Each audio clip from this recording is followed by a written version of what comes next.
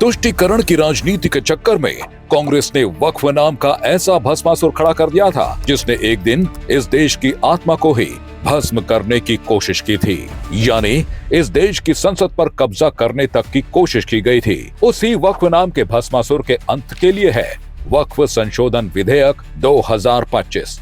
इस देश में वक्फ जैसी संस्था को इतना ताकतवर बना दिया था कि कानून उसके थे और फैसले भी उसके। जिस पर हाथ रख दिया वो जमीन, वो मकान, वो दुकान, वो पूरे का पूरा गांव सब उसका। वो इतनी ताकतवर हो गई थी कि उसके गलत फैसलों को भी भारतीय अदालतों में चुनौतियां नहीं दी जा सकती थी। वक्फ बोर्ड की मनमानियों का आलम यह था कि संसद भवन जैसी राष्ट्रीय धरोहर तक पर उसने कब्जा करने की कोशिश की। वक्फ बोर्ड की ताकत का अंदाजा इसी बात से लगाया जा सकता है कि उसके पास रेलवे और रक्षा मंत्रालय के बाद सबसे ज्यादा जमीन है, करीब 9.4 लाख एकड़ जमीन। लेकिन सवाल ये है कि इतनी जमीन इसके पास आई कैसे?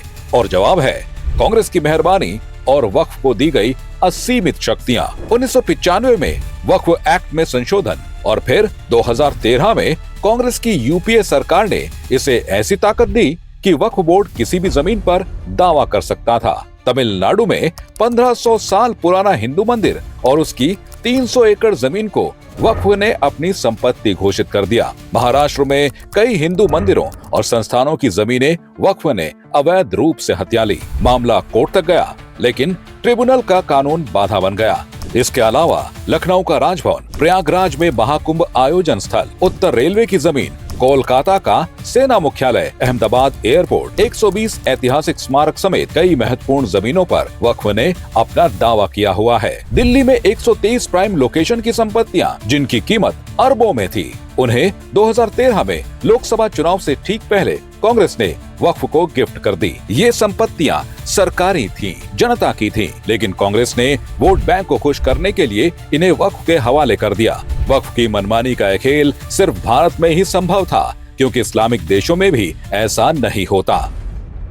पाकिस्तान, सऊदी अरब, तुर्की, मिस्र जैसे देशों में वक्फ को इतनी खुली छूट नहीं है। वहाँ सख्त कानून है। वक्फ जैसी कोई संस्था आपकी जमीन नहीं छीन सकती। लेकिन भारत में कांग्रेस ने वक्फ को ऐसा हथियार बना दिया कि कुछ सालों में ही इसकी संपत्ति दोगुनी हो गई। कांग्रेस का तर्क था कि वक्फ गरीब मुस्लिमों के लिए है, लेकिन सच ये था कि कांग्रेस ने इसे भू माफियाओं का अड्डा बना दिया था। वक्फ बोर्ड एक धार्मिक संस्था थी जिसे मुस्लिम समुदाय के कल्याण के लिए बनाया गया था, लेकिन इसे कांग्रेस ने अपने राजनीतिक तुष्टीकरण के लिए इस्तेमाल किया। इसका नतीजा ये हुआ कि यह देश के कानून से ऊपर हो गया और मनमानी करने लगा। इन्हीं मनमानियों को रोकने और आम मुसलमानों के हितों के लिए सरकार वक्फ संशोधन विधेयक लाई है।